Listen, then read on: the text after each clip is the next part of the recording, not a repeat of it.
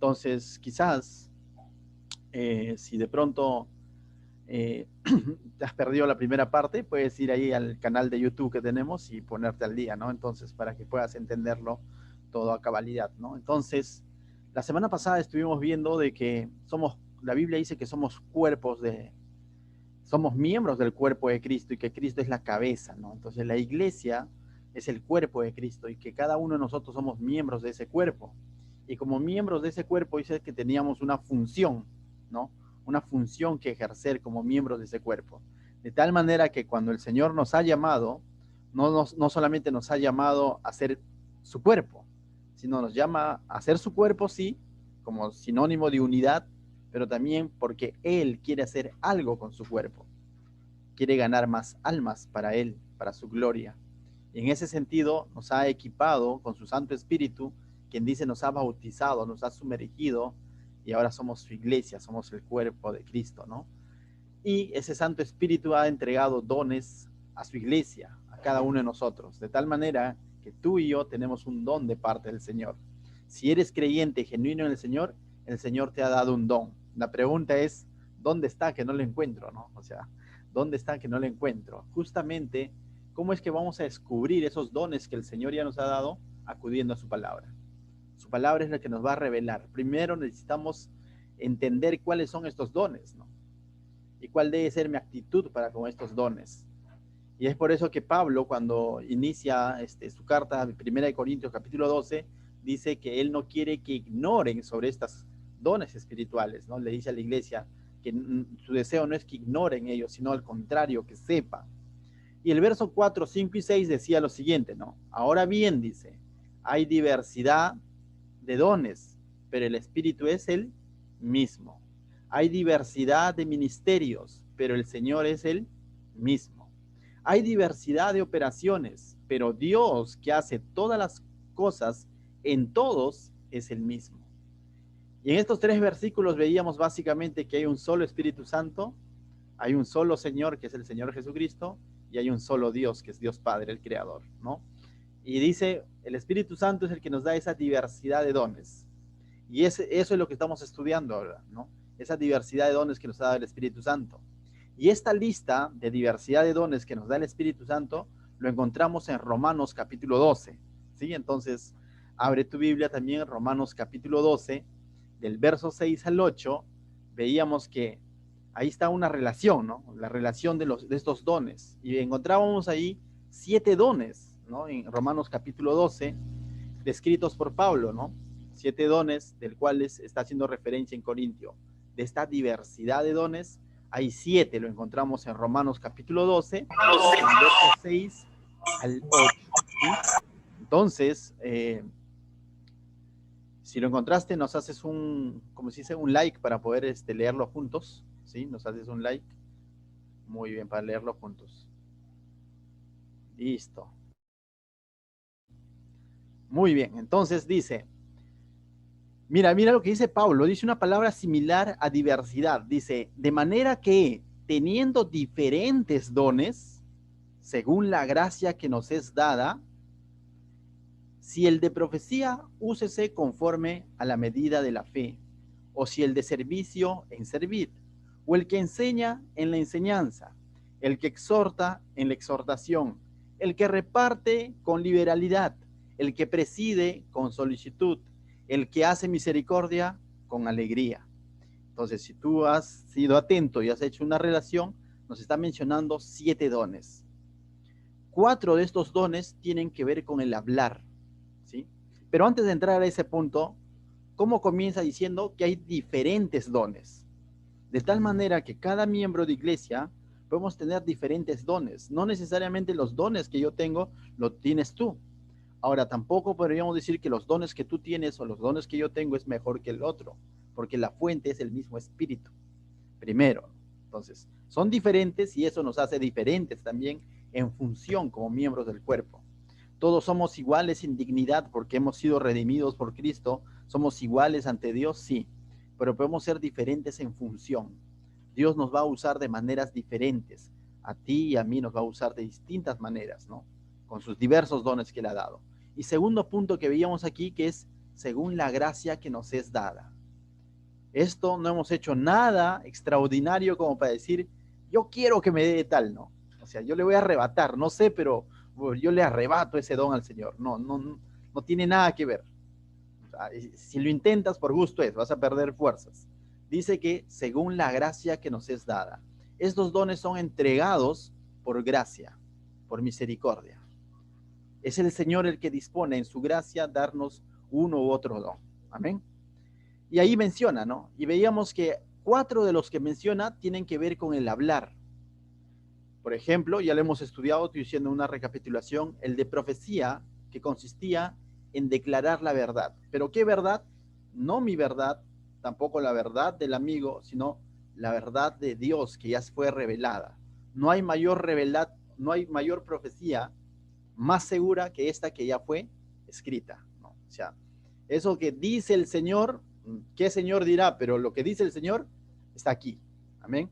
Entonces, de tal manera que el que tiene el don de profecía hoy en día lo que hace es proclamar, anunciar esta verdad en un momento específico, a un público específico para el cual Dios lo está usando, y ese público específico se va a ver identificado con esa palabra y va a decir, el Señor me está hablando definitivamente.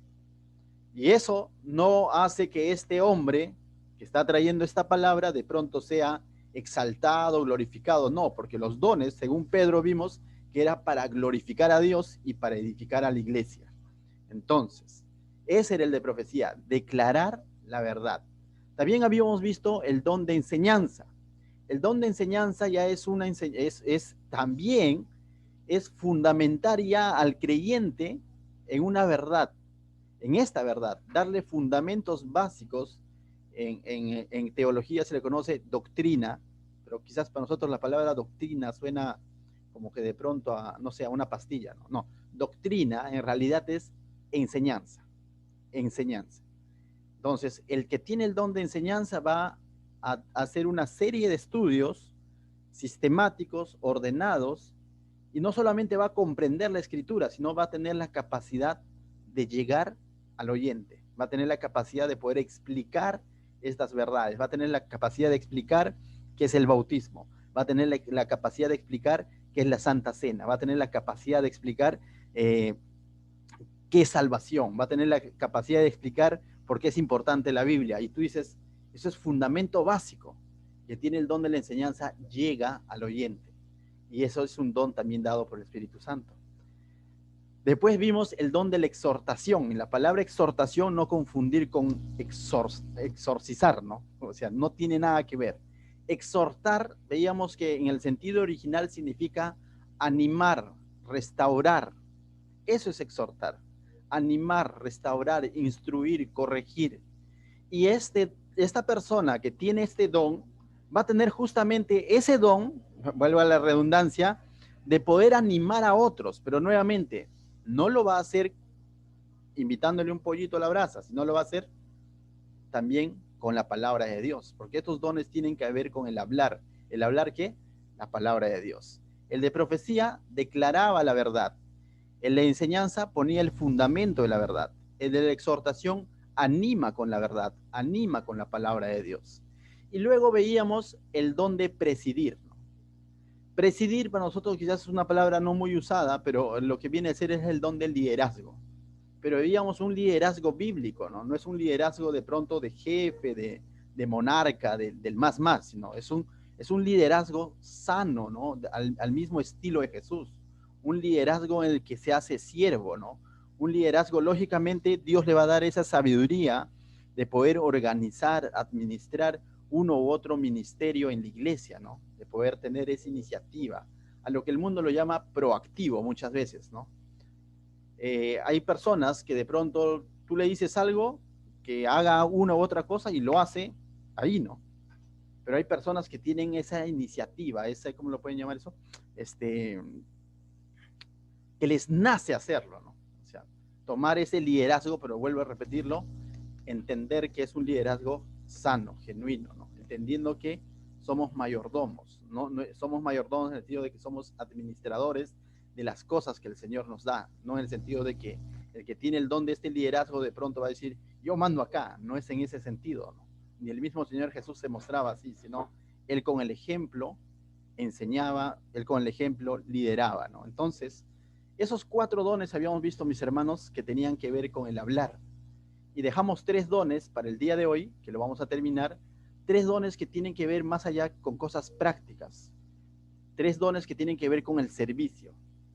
No es que sean más importantes que los demás, ni los anteriores son más importantes que estos. Tanto los dones que tienen que ver con el hablar son importantes, como también los dones del servicio, ¿no? El primer don ahí dice, ¿no? O si de servicio, en servir. La palabra servir viene del griego diaconía, diaconía. ¿Y qué significa diaconía? Servir, nada más. Y de esta palabra viene la palabra diácono, que quizás a algunos les suena un poco más, porque en las cartas a Timoteo, a Tito, se habla de los diáconos. Y la pregunta es, ¿qué es un diácono? Como que uno de pronto se pone y de pronto piensa que diácono es alguien especial, con una aureola y un manto, ¿no? O el que está internado, no sé, ese dice el diácono. Diácono básicamente es persona que sirve en la iglesia. Eso es. Y ese es el que tiene este don de servir. Todo diácono tiene ese don de servir, persona que sirve en la iglesia, ¿no?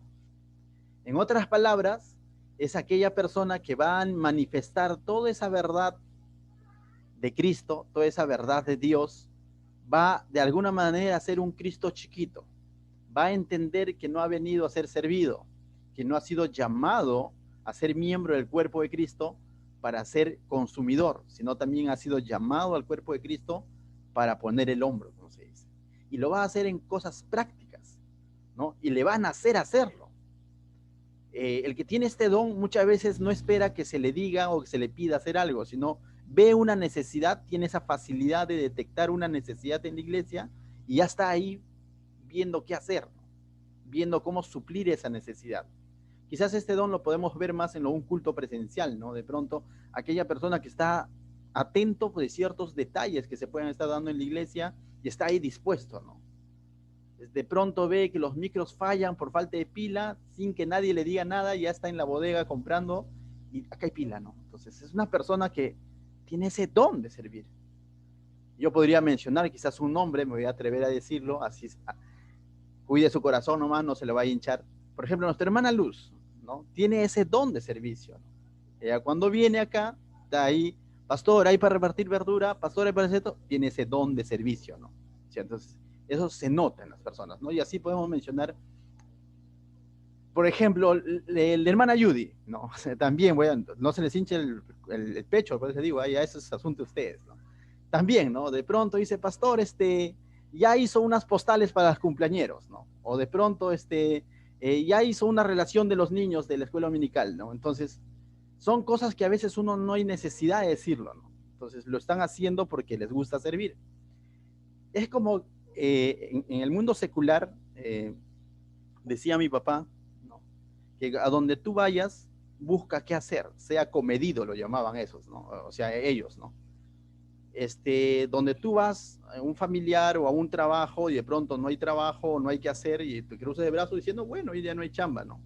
Pero el que es chamba, como se dice, busca su trabajo, ¿no? Busca qué hacer, ¿no? Busca y está viendo qué hacer. Lo mismo, la misma figura, pero en las cosas de Dios. El que tiene el don de servicio va a tener esa capacidad de identificar una necesidad y cómo suplir esa necesidad, ¿no? Entonces, y muchas veces no son mucho de hablar. ¿Por qué? Porque este don tiene mucho más que ver con el hacer que con el saber y decir. Lógicamente, este don tiene que estar respaldado y su soporte tiene que ser la palabra de Dios. ¿Sabes por qué? Porque también podemos pasar por esa mala jugada de ponernos a servir a Dios por emoción, porque otros lo hacen. Y ahí es donde muchos ministerios fracasan o muchos siervos también fracasan, porque comenzamos a hacer las cosas para Dios porque otros lo hacen, ¿no? Y pensamos que entramos a una competencia. Y de pronto la fuente de mi servicio ya no está siendo Dios, sino el otro, ¿no? Si otro hace más, entonces yo también hago más. O si estoy emocionado, estoy haciendo las cosas y si se me va la emoción, ya no hago las cosas. Entonces, este don justamente va a estar también basada en la palabra, ¿no? Aquel que ha comprendido que Cristo no solamente ha venido, digo, Cristo no ha venido a ser servido, sino a poner su vida en servicio de los demás, va a querer imitar eso de su Señor y va a tener esa facilidad de hacerlo, ¿no? Entonces el don del servicio es muy importante y muchas veces es desapercibido en la iglesia, muchas veces.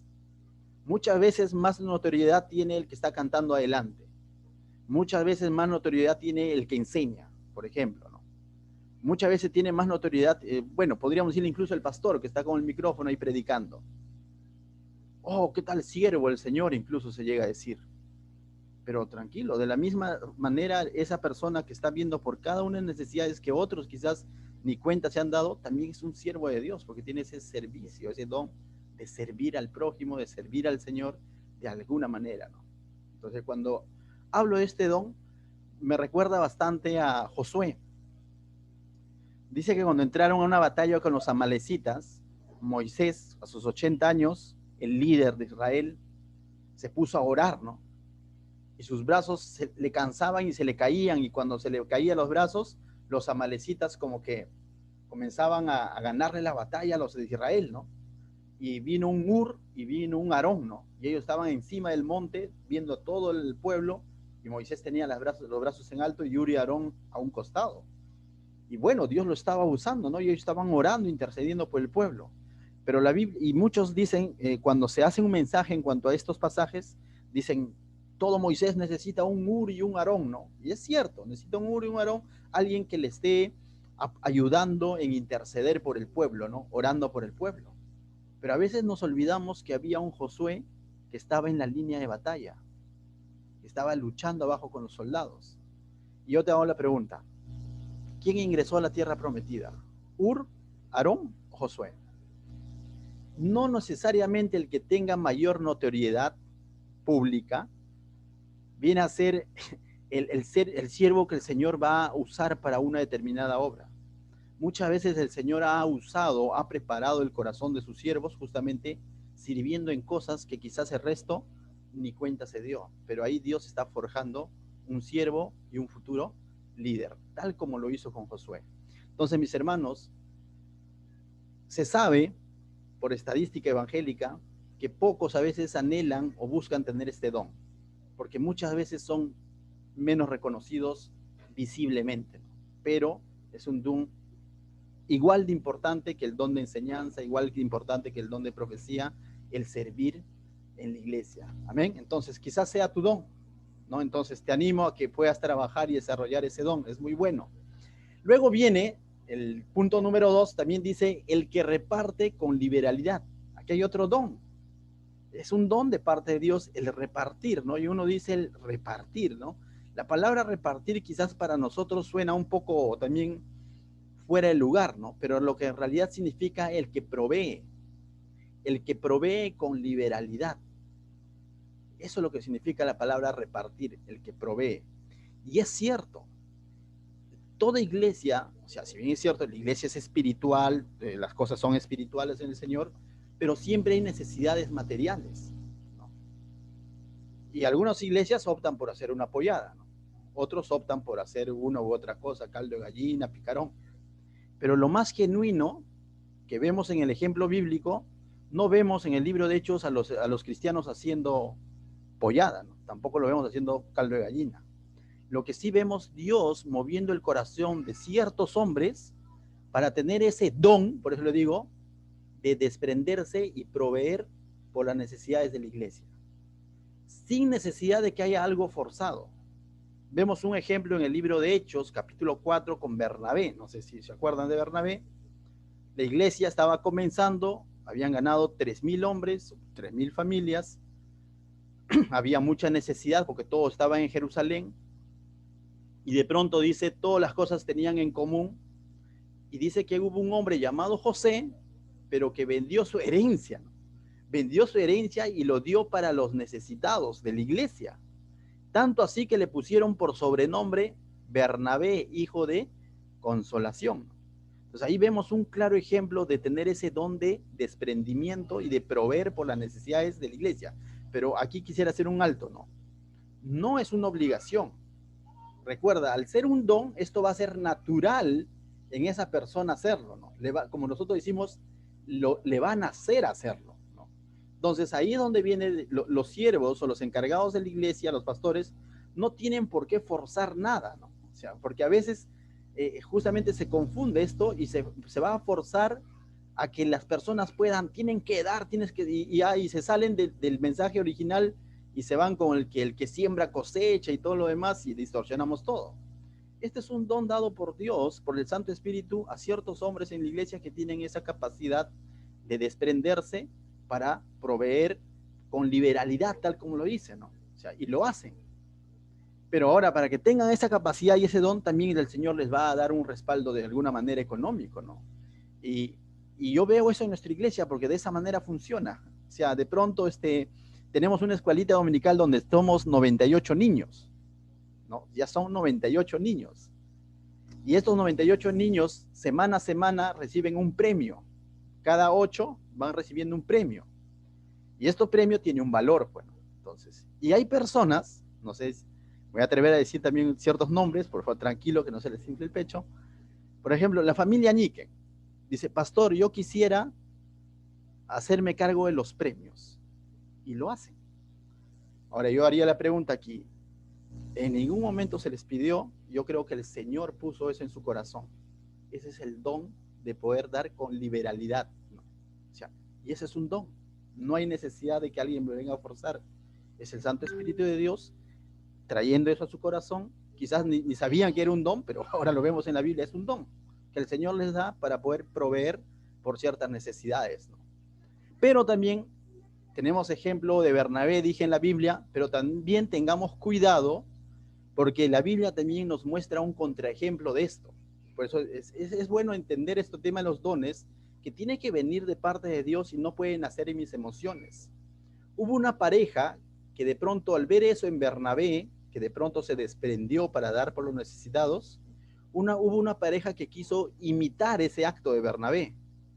Y esa pareja tenían por nombre Ananías y Zafira. Por favor, escuchen bien, no es Anderson y Sofía, es Ananías y Zafira, ¿no? O sea, lo aclaro porque este es un mal ejemplo, pues, ¿no? Entonces, se llama Ananías y Zafira, ¿no? Vemos en Hechos 5 que ellos al ver que Bernabé se desprendía por ayudar a apoyar en la iglesia, ellos quisieron hacer lo mismo, pero de apariencia.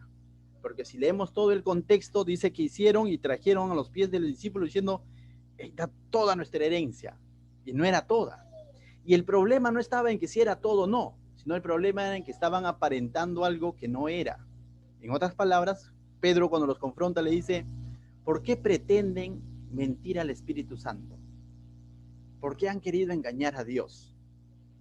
¿Y sabes qué? Dice que en el acto, Ananías estiró las patas ahí y asió, dice. Tuvieron que sacarlo en hombros, ¿no? Al rato vino la esposa y le preguntaron y también ellas sosteniendo la verdad, se habían puesto de acuerdo, sosteniendo la mentira, se habían puesto de acuerdo. También en el acto expiró, dice, estiró las patas también. Entonces el Señor nos deja un referente que cuando tengamos ese don de poder, sea en todos los dones, ¿no? Siempre tiene que la fuente ser una fuente de parte de Dios. Que sea el Espíritu Santo inspirando, colocando eso en nuestro corazón. Y jamás hagamos o aparentemos hacer uso de un don que quizás no lo tenemos o lo hagamos por competencia, ¿no? O por querer aparentar. Y eso puede traer graves problemas. No te estoy diciendo que vas a estirar la pata, pero trajo consecuencias aquel entonces. Entonces, siempre la fuente de lo que Dios pone en tu corazón, que sea Dios. Que no sea manipulada por un hombre, por un pastor, por una predicación o por competencia. No, que sea realmente porque Dios está poniendo eso en tu corazón, ¿no? Y Pablo advierte bastante de eso porque es un tema bien delicado porque tiene que ver con dar algo material. Y hoy en día te has dado cuenta que muchas iglesias están resquebrajadas o han perdido ese testimonio justo en esas áreas, ¿no? Justo en esas áreas de lo material han perdido todo su sentido, ¿no? Pablo también en la carta a los Corintios, capítulo 8, en su segunda carta, lo leen con calma, capítulo 8 y capítulo 9, les cuento la historia. Pablo recalca bastante la gracia, lo llama él, que tenían las iglesias de Macedonia. Dios les había dado una gracia a la iglesia de Macedonia, mejor dicho, un don a la iglesia de Macedonia, y la iglesia de Macedonia se caracterizaba por ser generosa, desprendida. Y Pablo, en su carta a los Corintios, los menciona como un referente, dice, Los de la iglesia de Macedonia ciertamente han suplido las necesidades de la iglesia de Jerusalén cuando ellos pasaban tribulación. Y Pablo de alguna manera les hace cherry, ¿no? Y esto causa en los de la iglesia de Corintio que están leyendo esta carta, como que va a causar cierta pica, ¿no? Decir, porque Pablo está poniendo como referente a Macedonia, ¿no? ¿Y quién está en Macedonia? Filipos, pues, filipenses, ¿no? Ellos estaban ahí. Entonces, en ese sentido, Pablo le dice, yo sé que ustedes también quieren dar, pero sabía que la iglesia de Corintios era medio problemático, ¿no? Así se le conoce a esta iglesia, era medio carnal, medio inmaduros, entonces le dice, pero tranquilos, ¿no? Tranquilos. Y ahí es en ese contexto en el que él les está enseñando esto, es que les dice, 2 Corintios 9:7, que muchas veces lo mencionamos nosotros, ahí es donde él les dice, cada uno dé como propuso en su corazón, no con tristeza ni por necesidad, porque Dios ama al dador alegre. En ese contexto es que Pablo les dice, si van a dar, no lo hagan con tristeza, tampoco por necesidad, porque habían aprendido el que siembra cosecha, no lo hagas con otro interés, sino por lo contrario, hazlo conforme como propones en tu corazón. Y por último, recuerda, Dios ama al dador alegre. ¿De qué vale que tú puedas tener, tener este don de dar, ¿no? De repartir, de proveer, si de pronto te va a estar doliendo el corazón y el bolsillo, ¿no? Mejor no lo hagas, dice Pablo. ¿No? Pablo dice, mana, no lo hagas, preferible. Si lo vas a hacer, hazlo con alegría de corazón, conforme a lo que Dios coloca en tu corazón. Recuerda que Dios ama al dador alegre. Es un don, ¿no? Hay personas que cuesta, ¿no? O sea, de alguna manera poder poder soltar eso, o sea, pero hay personas que tienen esa facilidad, ¿no? Que incluso insisten, como dice Pablo, los de Macedonia le insistieron, ¿no? Y que insisten, no, yo quiero ayudar en algo a los niños, no sé, y vemos ese don, ¿no? En ciertas personas, y qué bueno. Pero como les vuelvo a decir, es un don que hay que tenerlo bien alineado siempre en nuestro corazón con Dios, que no se desvíe por nada del mundo, no lo hagamos con otras finalidades, ¿no? Entonces, punto número 3, tercer don. Hemos visto el don a ver, se me fue. Hemos visto el don de servir, el don del que reparte, y ha dicho el que provee, ¿no? O sea, y ahora es el don de misericordia, ¿no? Dice, el don de misericordia con alegría, ¿no? El que hace misericordia dice, hágalo con alegría, ¿no? Entonces, la misericordia en lenguaje sencillo significa compasión, ¿no? Hay personas que tienen esa capacidad, o sea, todos somos llamados a ser misericordiosos porque nuestro Dios es misericordioso, pero lo que estamos hablando de que hay personas que tienen ese don de parte de Dios de justamente de manifestar misericordia muchas veces hacia el caído, muchas veces sobre todo al pecador, al que falló. Tienen esa facilidad de perdonar y restaurar a esas personas, no todos, ¿no? Hay personas que ante una ofensa la ley del hielo, ¿no? Y no hay quien le haga cambiar de parecer, ¿no? Pero hay personas que tienen esa facilidad y la iglesia necesita definitivamente de ello, ¿no? Necesita de personas como ella que están dispuestas a restaurar al caído, que están dispuestas a proveer incluso por el necesitado, ¿no? De ayudar al necesitado. Tiene mucho que ver con el don de repartir, pero exclusivamente aquí es ayudar al que necesita y tienen esa capacidad de poder hacerlo, ¿no? Y eso solamente lo puede causar Dios. Entonces, qué bueno, ¿no?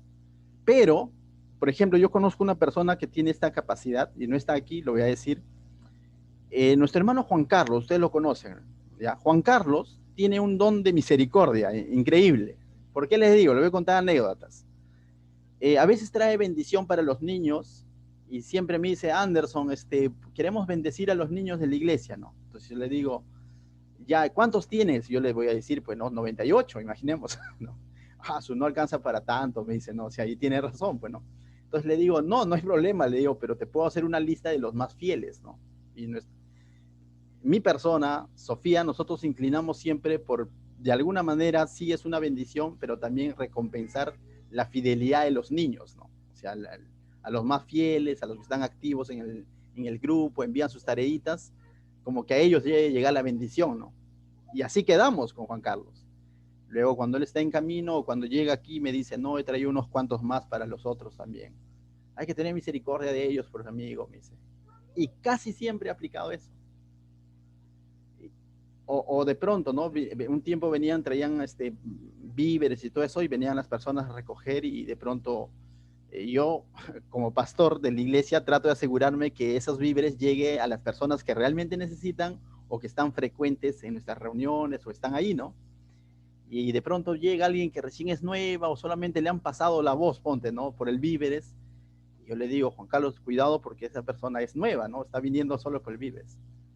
No, pero amigo, pero hay que darle, ya sacamos, ya traigo más víveres, pues me dice. Entonces, tiene ese don de misericordia, ¿no? O sea, yo creo que no lo tengo en ese sentido, pero hay un contrapeso, creo yo.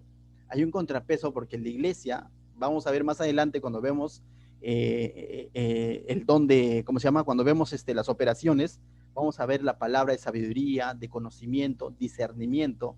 Entonces, todo eso hace un contrapeso. Imaginemos que todos somos full misericordia. A la iglesia le van a tomar el pelo, ¿no? O sea, por así decirlo. Entonces, todo trae un equilibrio, ¿no? No sé si en la familia te habían anotado, dices, aquí en nuestra familia, por ejemplo, voy a poner como ejemplo, aquí el más mano suelta es Sofi. O sea, a ella viene alguien, le llora y le da. Yo soy de evaluar más la situación.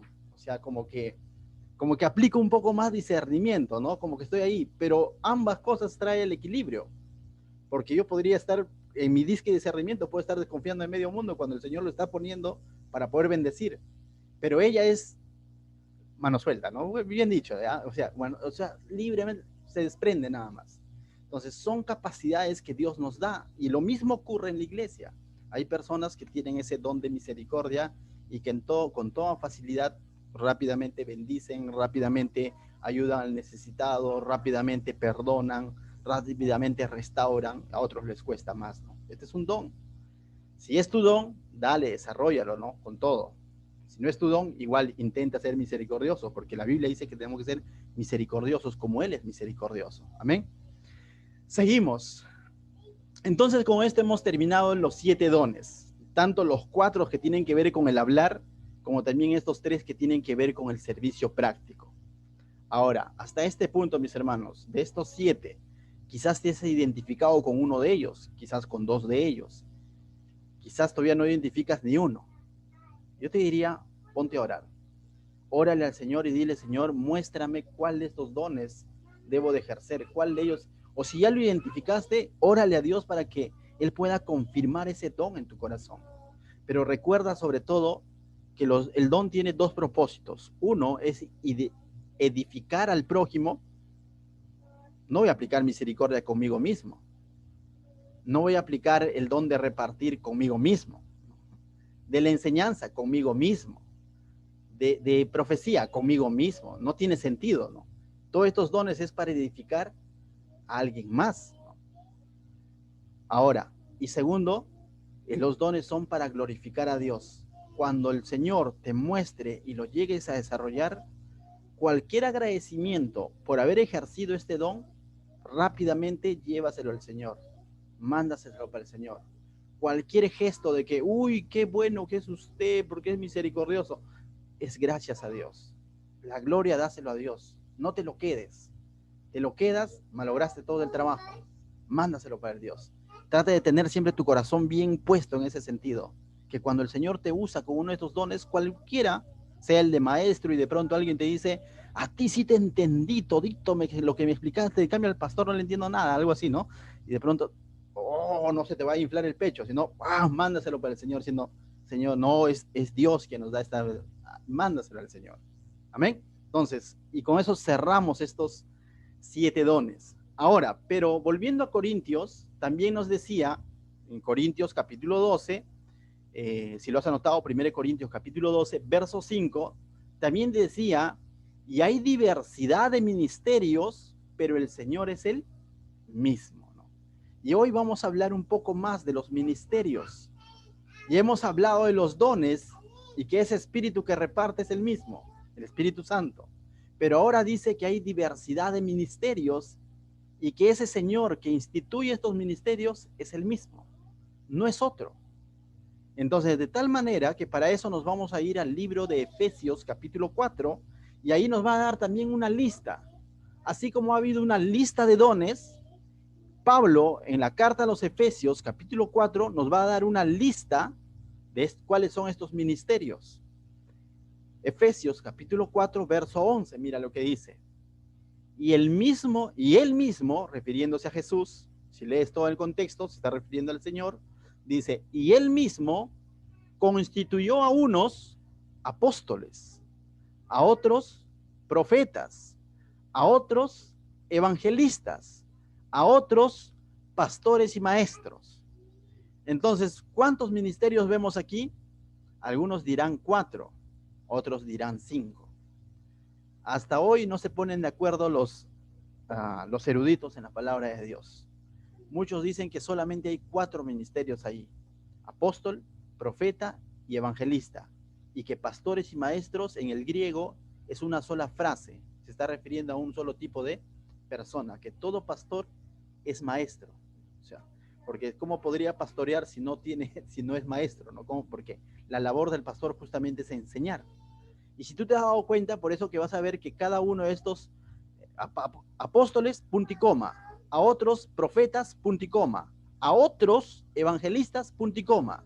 Después dice a otros pastores y maestros. No dice a otros pastores y a otros maestros, no dice, sino que a pastores y maestros los une en un solo tipo de persona, ¿no? Entonces, la balanza se inclina por decir de que hay 4 ministerios, pero al final de cuentas el Señor es el que da estos ministerios. Entonces no nos hagamos mucho lío en cuanto a eso, sino que primero veamos, dice que él mismo instituyó estos ministerios que nosotros estamos leyendo aquí en Efesios. No los instituyó Pablo, no los instituyó Pedro, no fue instituido en el año 300, menos en la Reforma, tampoco hace unos años atrás, sino fue instituido ¿por quién? Por el Señor. Jesús mismo instituyó estas instituciones, por así decirlo, dentro de su iglesia, para edificar su iglesia, porque si nos pasamos por un momento nada más al verso 12, dice, a fin de perfeccionar a los santos para la obra del ministerio. ¿Quiénes son los santos? La iglesia, los creyentes. A fin de perfeccionar a los creyentes para la obra del ministerio, para la edificación del cuerpo de Cristo. ¿Y quiénes conformaban el cuerpo de Cristo? Tú y yo, los miembros. Entonces, a fin de eso, dice, levantó apóstoles, profetas, evangelistas y pastores y maestros.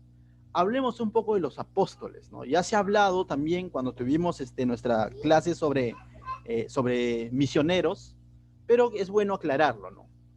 La palabra apóstoles significa enviados por Dios a hacer la obra, con una misión especial.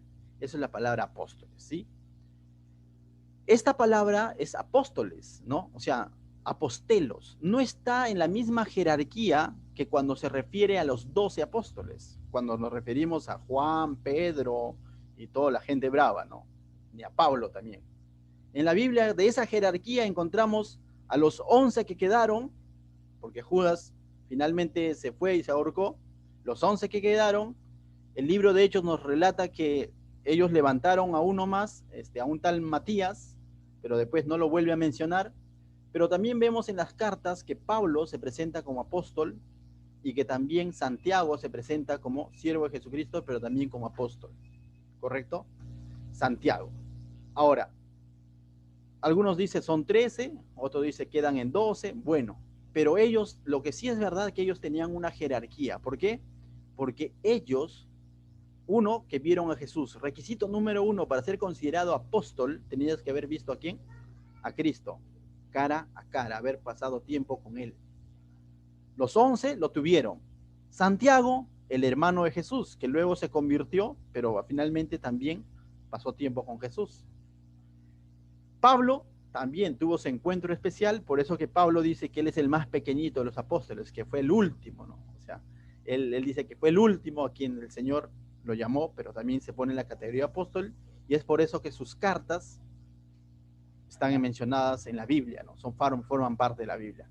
Entonces, cuando habla de que él constituyó a unos apóstoles, no se está refiriendo a esos 12 o a esos 13, menos se está refiriendo que ahora los apóstoles van a tener esa categoría, No se refiere a eso, ¿no?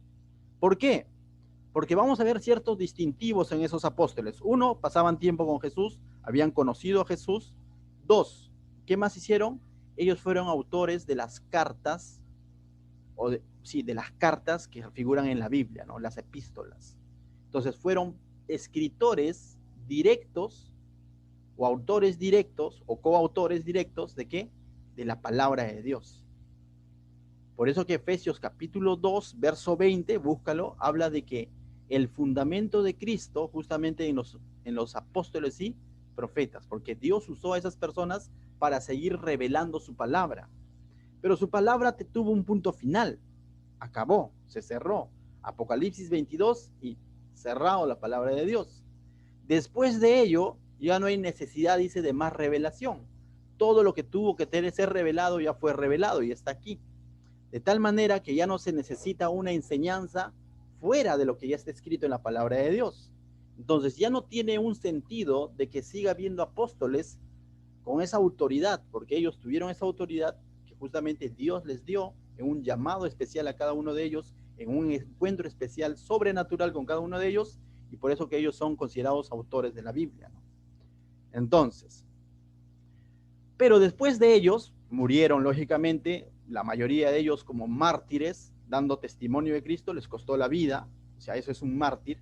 La palabra mártir, morir a causa de, murieron a causa de la proclamación del Evangelio, a excepción de Juan, que murió por causas naturales, pero también igual se ganó, dice, lo hirvieron en aceite caliente, ¿no? Igualito. Pero el Señor preservó su vida para que escriba el Apocalipsis, el último libro, y cerró. Ahora, después de ellos tuvieron discípulos, Timoteo, Tito, Epafrodito y muchos más. De a ellos en adelante, a estos discípulos de los apóstoles se los conoce en la historia como padres de la iglesia. Pero ninguno de ellos termina siendo un autor de la palabra de Dios. Lo que ellos enseñaban, estos padres de la iglesia en el año 100, 200, 300, finalmente sigue siendo lo que los apóstoles ya habían enseñado. No sé si esto te acuerdas un poco a Hechos 2:42. Perseveraban en la doctrina de ¿quién? De los apóstoles. No es en la invención de los apóstoles. ¿Qué enseñaban los apóstoles? Nos devuelve a Mateo 28. Por tanto, id y haced discípulos a todas las naciones, enseñándoles lo que yo les he mandado. ¿Qué enseñaban los apóstoles? Lo que el Señor Jesucristo les había enseñado.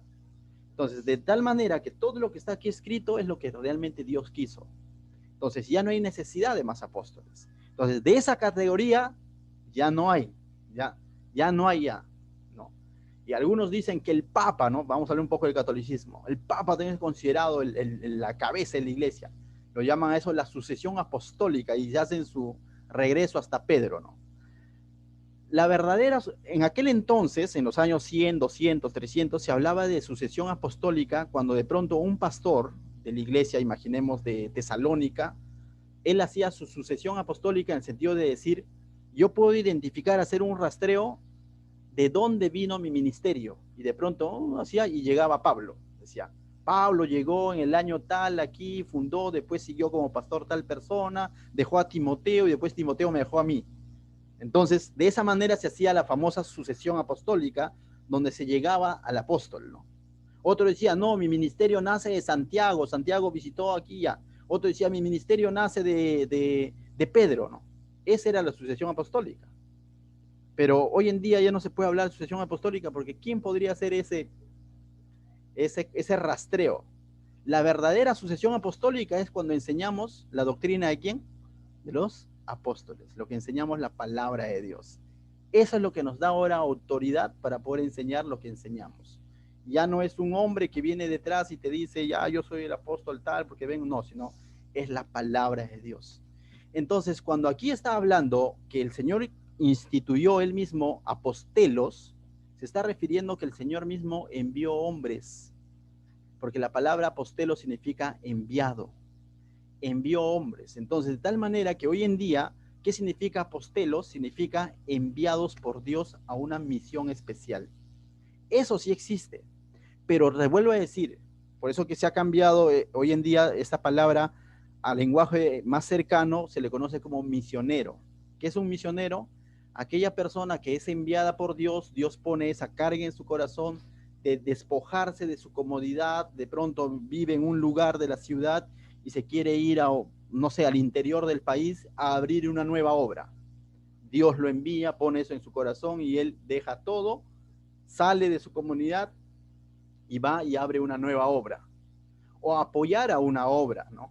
O a supervisar una obra, o plantar no necesariamente quizás una iglesia, sino quizás un orfanato donde se enseña la palabra de Dios, o un instituto bíblico. Entonces, es aquella persona que es enviada por Dios para hacer una misión especial en un lugar. Por lo general, iniciar una nueva obra. Ese es un misionero. Y eso es lo que el Señor ha enviado a hacer. En últimas instancias, mis hermanos, todos hemos sido enviados a hacer algo, ¿no? Pero el que tiene este ministerio lo va a hacer con responsabilidad, con organización y va a ser algo sostenido, ¿no? No de pronto es como que, voy y el Señor ha puesto en mi corazón hacer tal cosa en tal lugar y después lo dejo y no me olvido.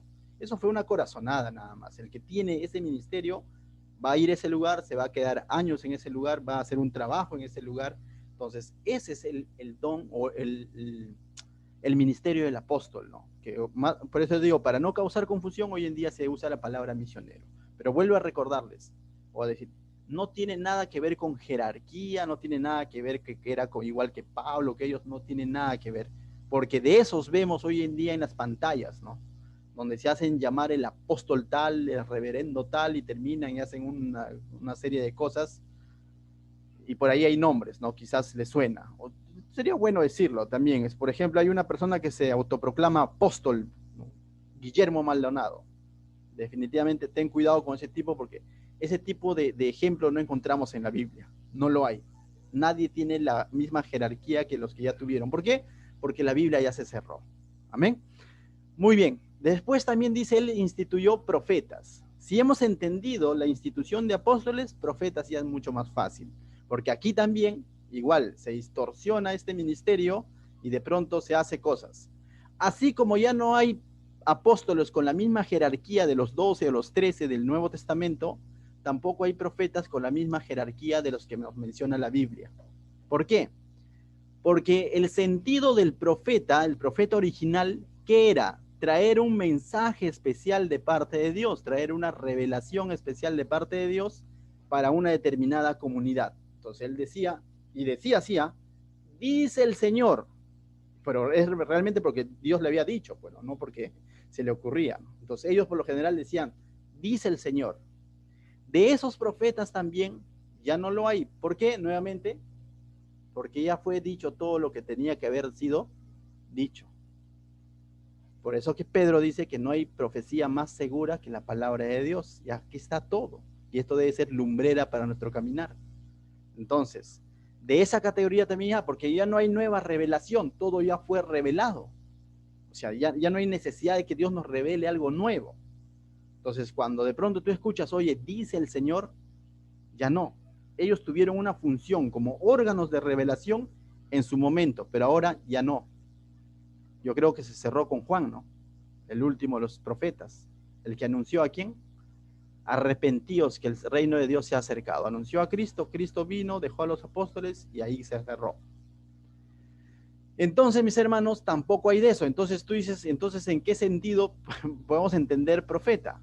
Lo mismo que te habíamos visto en el don de profecía. ¿Qué era el don de profecía? Declarar la verdad. Si la verdad ya fue revelada, ¿cuál es la función entonces del apóstol hoy en, digo, del profeta hoy en día? Justamente manifestar esta verdad. Ya, manifestar esta verdad. ¿En qué sentido? Que el profeta o el que tiene este ministerio va a tener una capacidad, por así decirlo, o una visión o una comprensión especial de la escritura para un público específico. ¿Me dejo entender? Pero no es que va a añadir un mensaje nuevo, que soñó algo, no, nada de eso, sino que lo que va a hacer es que de pronto hay una necesidad en la iglesia, Dios va a poner en su corazón de este hombre de predicar, por ejemplo, algo, imaginemos, es un caso, es un ejemplo, ¿no? Una hipótesis. Imaginemos que nuestra iglesia está fría, está tibiona, ¿no? O sea, está ahí está con un pie en el mundo y estamos así, imaginemos, digo, no es que sea así, ¿no? Y de pronto esta persona, el Señor lo usa, le digo, David, Troncoso, puedes compartir en nuestra iglesia, le digo, imaginemos, ¿no? Yo no le he contado nada de la iglesia, que está pasando, nada. Y el hombre justamente toca un pasaje donde llama el arrepentimiento. Y todos se sienten identificados. Y dice, el pastor le ha contado tal vez mi vida, por eso que me está diciendo esto. No, el Señor lo está usando para hacer llegar, pero mira, Él está exponiendo la palabra. No está diciendo, dice el Señor, me reveló, no. Está exponiendo la palabra, pero está llegando un mensaje específico para el oyente. ¿No? Está llegando un mensaje específico que lo lleva al oyente al arrepentimiento. Y tú te das cuenta, entonces, ese es un profeta de parte de Dios. ¿No? Cuando Dios usa personas, hoy en día, entonces, es para manifestar la palabra ya escrita, pero a un público específico. No, no es para traer nueva revelación. No, no es para traer, siempre el mensaje que va a traer y va a ser específico, va a estar basada en la palabra de Dios. En ese sentido Dios usa, y hay testimonio de ello, de que Dios ha usado a través de la historia personas con este don, con esta función de traer una palabra específica para el tiempo en el que ellos vivieron, para la iglesia donde ellos sirvieron, y que sirvió de transformación a aquella u otra iglesia. Sí, de eso también hay testimonios, y muchos de esos, donde el Señor usó un otro hombre, levantó y trajo una palabra, ¿no? Pero va a ser una palabra que por lo general llama al arrepentimiento, edifica, anima y restaura al creyente. Porque ¿sabes qué? En últimas instancias, estos ministerios que el Señor instituyó es para eso. No es para decir, dice el Señor, no sé, ¿no? Tantas cosas que a veces escuchamos. No. Básicamente va a exponer la palabra de Dios. Entonces, en ese sentido. Pero añadirle algo nuevo a la Biblia, ya no. De eso no vemos, ¿no? Entonces, pero aún así, mis hermanos, si de pronto tú escuchas un mensaje, la palabra de Dios, y tú te sientes identificado con ese mensaje, aún así yo te diría, corrobora que realmente esté basada en la palabra de Dios. Aún así viene alguien y cuenta un testimonio y tú te sientes identificado, de todas maneras, corrobora en la Biblia si hay algo que sustente, corrobora que esta persona no ponga su testimonio por encima de lo que está escrito, que lo que él está diciendo no esté en contra de verdades bíblicas fundamentales. No, corrobóralo. Y también corrobora el testimonio de esta persona. Entonces, hay que ser en ese sentido celosos en el buen sentido, ¿no? O sea, para no fácilmente dice, no, es que justo el hermanito cuando estuvo predicando dio un testimonio, dice que él lo dio todo y de pronto el Señor después le devolvió también más multiplicado, entonces yo también lo hago, dice, y termina mal, ¿no? Porque el Señor pudo haber tenido un trato especial con esa persona y de pronto el otro quiso imitar lo mismo, ¿no? Entonces, no podemos tomar ese tipo de testimonios a la ligera, ¿no? Siempre, por eso, filtrándolo a través de la palabra de Dios. Muy bien, pasamos apóstoles, profetas, ahora llegamos a evangelistas. Esto es mucho más fácil, ¿no? Los evangelistas son el Señor lo que ha levantado hombres y mujeres en la iglesia a través de la historia de la iglesia. ¿Para qué? Porque ellos tienen una facilidad, por así decir, una habilidad, un don dado por Dios, ¿no? Un ministerio sostenido de parte de Dios en el sentido de que presentan el evangelio para salvación. Es para eso los usa el Señor. Dice que ya murió uno de los más grandes evangelistas, ¿no? Quizás algunos han escuchado. Yo te animaría que incluso busques en YouTube sus predicaciones, ¿no? Él se llama Billy Graham, ¿no? O sea, fue uno de los máximos o más grandes evangelistas del siglo pasado, ¿no? De los años 1900, Billy Graham, ¿no? Entonces tú escuchas, a mí me da ganas de convertirme de nuevo, ¿no? Entonces, algo así. Entonces tú dices, tiene el don de evangelismo. Ahora, el evangelismo puede ser personal, ¿ya? El evangelismo, el que tiene este ministerio de evangelista, no solamente va a estar buscando un púlpito o un estrado para desarrollar este ministerio, sino también el evangelismo muchas veces encontramos en la Biblia de manera personal. En la Biblia vemos un ejemplo de evangelista, Felipe. Cuando hubo problemas, persecución de la iglesia, él salió y se fue a al lugar más detestado por los judíos, a Samaria. Y en Samaria comenzó un ministerio de evangelismo y comenzó a ganar almas para el Señor. luego el Señor lo llevó a evangelizar, ¿no? No a enseñar, a dar clases de verso a verso, no, sino solamente evangelizar al desierto a un hombre llamado a un eunuco. Ganó su alma, lo bautizó y después el Señor se lo llevó a otro lado. Y hay personas así que el Señor usa, justamente tienen ese ministerio de evangelismo exclusivamente para presentar el evangelio, ya sea a un público diverso, en una plataforma de iglesia, estrado, lo que quiera llamarlo, o también de manera personal, ¿no? Aquel que llega de pronto a tomar desayuno en un restaurante o en un kiosco y de pronto ya está hablándole de Cristo al casero, ¿no? O sea, o aquel que va al mercado y una u otra conversación busca y ya le está presentando el mensaje evangelio, o aquel que le dice, pastor, tiene volantes porque a veces estoy en el carro y quiero repartir porque no sé qué, me pica las manos por hablar y la boca, ¿no? Por hablar del Señor. Puede ser un ministerio de evangelismo. No todos lo tienen. Hay personas que tienen y les nace ir a las cárceles a predicar el mensaje del evangelio. Ese es un ministerio de evangelismo, ¿no? Que lo puede ser de manera personal o también lo puede ser de manera grupal, ¿no?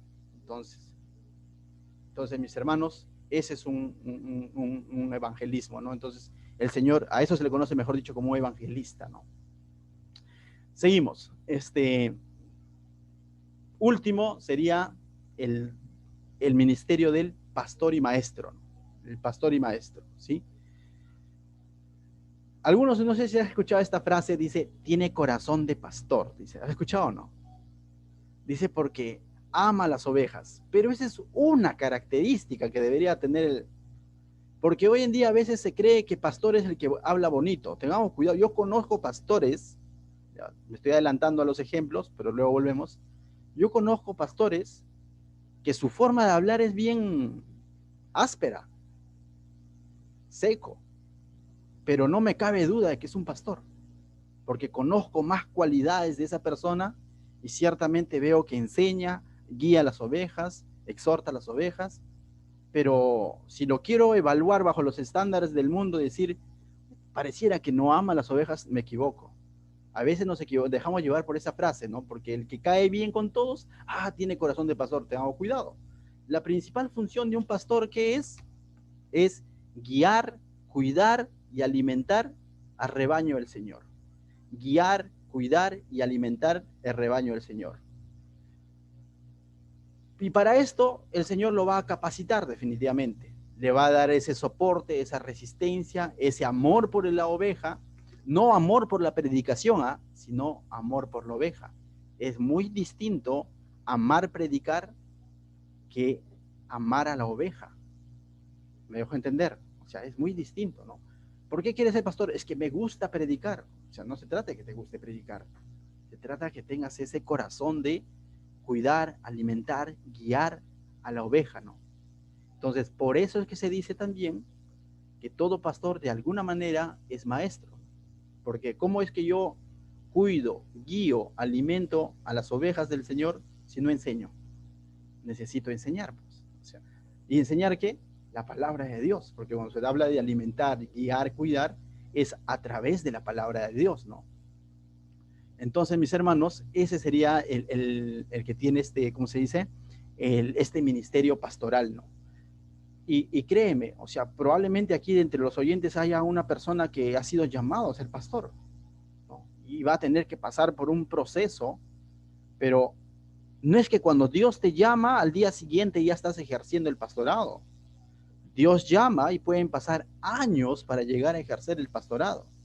El detalle es de que tú identifiques si Dios te está llamando para ello y te pongas las pilas, ¿no? Capacítate, sírvele al Señor, prepara tu corazón, curte. El Señor va a curtir ese corazón en muchas áreas y definitivamente, probablemente aquí haya un pastor o el que escuche este mensaje, porque también está siendo grabado, lo esté escuchando un futuro pastor, ¿no? Entonces, mis hermanos, hemos visto 4 ministerios: apóstol, profeta, evangelista y pastor, ¿no? Ahora, pero también puede haber solo maestro. También hemos visto, tengo algunos ejemplos de personas que enseñan y, y que dicen, no, pero no necesariamente, cuando yo tengo amigos, ustedes los conocen, no voy a mencionar, pero les digo, no, oye, el Señor te está usando, ¿no? O sea, este, Y a veces bromeando le digo pastor, ¿no? Me dice, no, no me digas pastor, yo solamente enseño, me dice, ¿no? O sea, enseño, no, porque para ser pastor es otra cosa, dice, ¿no? Como que tienen cierto temor humano, ¿no? Humano en el sentido cierto temor de decir, es un reto, es una tarea difícil, ¿no? Pero le digo, pero tranquilo, y si el Señor te llama a pastorear, a ejercer tu pastorado a los 65, 70 años, a lo mejor lo llegas a hacer, ¿no? El Señor tiene un trato con cada uno de manera distinta. Dice, tal vez no, cuando me jubile, dice. Y Dios mediante. ¿Por qué lo digo? Porque en su enseñanza noto que no solamente enseña una metodología, sino constantemente está ministrando, está cuidando, está velando y me dice, Anderson, ¿y qué fue de tal hermano? ¿Qué fue de tal jovencito? Ya no está entrando a la clase. Veo un cuidado, entonces le digo, de alguna manera tú estás ejerciendo una labor pastoral en el instituto, le puedo decir, ¿no? Entonces no todo maestro es un pastor, pero si está enseñando, de alguna manera Dios lo está usando para pastorear a sus alumnos, por así decirlo, ¿no? Pero pastor como cual definitivamente tiene que servir en una iglesia, ¿no? En el que va a alimentar y guiar a las ovejas. Amén, hermanos. Terminamos entonces, dice verso 12 de Efesios, para cerrar, dice, a fin de perfeccionar a los santos para la obra del ministerio, para la edificación del cuerpo de Cristo. El Señor instituyó estos ministerios ¿para qué? Para perfeccionar a los creyentes, para edificar el cuerpo de Cristo, ¿no? Para eso ha dado dones, para eso ha instituido Él a cada uno de estos ministerios, pero también Pablo, cuando nos escribe Timoteo, habla de cualidades. Aquí está instituyendo, pero también Pablo habla de cualidades. Dice de buen testimonio, que gobierne bien su casa y todo lo demás que en algún momento podemos leerlo en Timoteo, ¿no?